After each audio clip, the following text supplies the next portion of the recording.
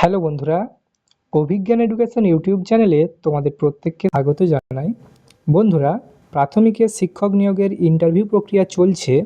এর মধ্যেই প্রাথমিকে special educator নিয়োগের ইন্টারভিউ প্রক্রিয়া শুরু হতে চলেছে। আজকের ভিডিওতে এ বিষয়ে আমি তোমাদের ইন ডিটেলস তথ্য দিয়ে তোমাদেরকে গাইড করব। প্রাথমিকে স্পেশাল এডুকেটর নিয়োগের ইন্টারভিউ প্রক্রিয়া কিন্তু শুরু হতে চলেছে 24শে মার্চ এবং 25শে মার্চ।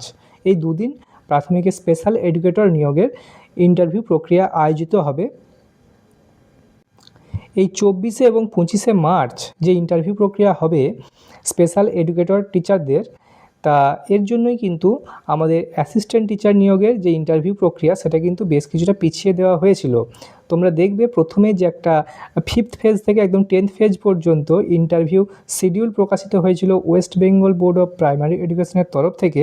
সেখানে কিন্তু 24শে মার্চ এবং 25শে মার্চ ডেট ছিল, তা কোনো একটা ডিস্ট্রিক্টে ছিল, সেইটা কিন্তু পিছিয়ে দেওয়া হয়েছে এই স্পেশাল এডুকেটরদের তাদের ইন্টারভিউ প্রক্রিয়াটা সংগঠিত করার জন্যই। তা এখানে একটা মজার ব্যাপার হচ্ছে, এই যে স্পেশাল এডুকেটর টিচার যারা ইন্টারভিউ দেবে এদের কিন্তু প্রত্যেকেরই চাকরি হবে।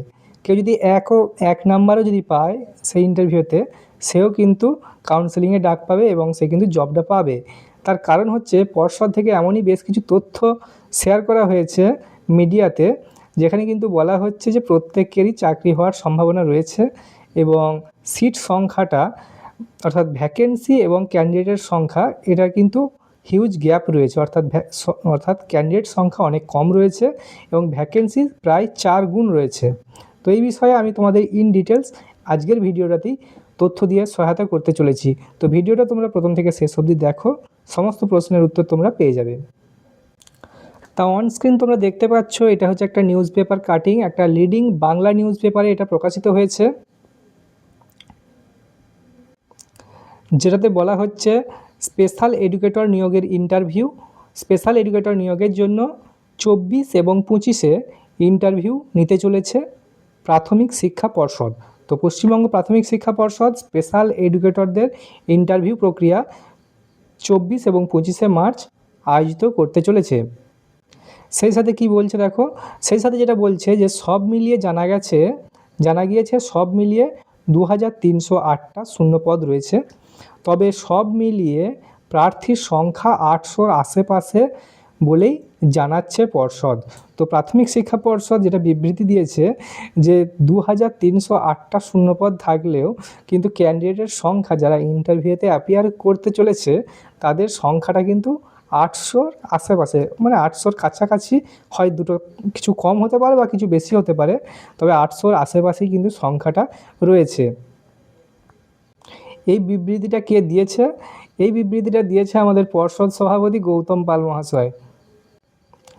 তা এর ফলে কি বোঝা যাচ্ছে? এর ফলে কিন্তু ব্যাপারটা বোঝা যাচ্ছে যে এর ফলে ইন্টারভিউ অংশ নিলেই সবাই যে কাউন্সেলিংয়ে ডাক পাবেন তা বলাই যায়, কারণ ক্যান্ডিডেটের সংখ্যার তুলনায় ভ্যাকেন্সি কিন্তু প্রায় 4 গুণ রয়েছে।